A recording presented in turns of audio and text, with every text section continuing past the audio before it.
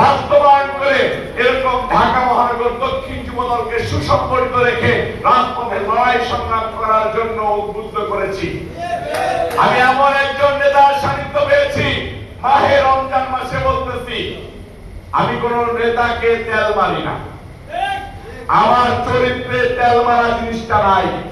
আমি আব্দুল মুনায়েম মুন্নাকে সেদিন বলেছি, প্রিয় নেতা, প্রিয় বড় ভাই, যতদিন পর্যন্ত রাজনীতি করব ততদিন পর্যন্ত তারেক রহমান সাহেবের নেতৃত্বে নির্দেশনায় তারেক রহমান সাহেবের ছায়াতলে থেকে আপনার সাথে রাজনীতি করব। হয়তো অনেক মানুষ আব্দুল মুনায়েম মুন্নাকে ছেড়ে যাবে যুবদলের কমিটি ভেঙে গেলে, কিন্তু আপনাদের কাছে আমি সেই দোয়া সহযোগিতা চাই, আল্লাহ পাক রব্বুল আলামিন যেন কখনো আমাকে আব্দুল মুনায়েম মুন্নার থেকে দূরে না রাখে।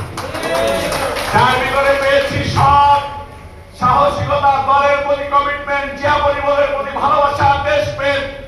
যে নেতা জেলখানায় থেকে প্রতিনিয়ত প্রতিদিন একটা করে হয়তো ফোন করছে, না হলে চিঠি লিখে দিত, রবিউল ইসলাম নয়ন জীবনের বিনিময় হলেও দেশের গণতন্ত্র প্রতিষ্ঠা করতে হবে, শহীদ রাষ্ট্রপতি জিয়াউর রহমান সাহেবের পরিবারকে বাঁচাইতে হবে, প্রিয় নেতা, প্রিয় অভিভাবক তারেক রহমান সাহেবকে বাংলাদেশের মাটিতে আমরা দিতে হবে। এরকম নেতাকে কি ছেড়ে যাওয়া যায়? যায় না।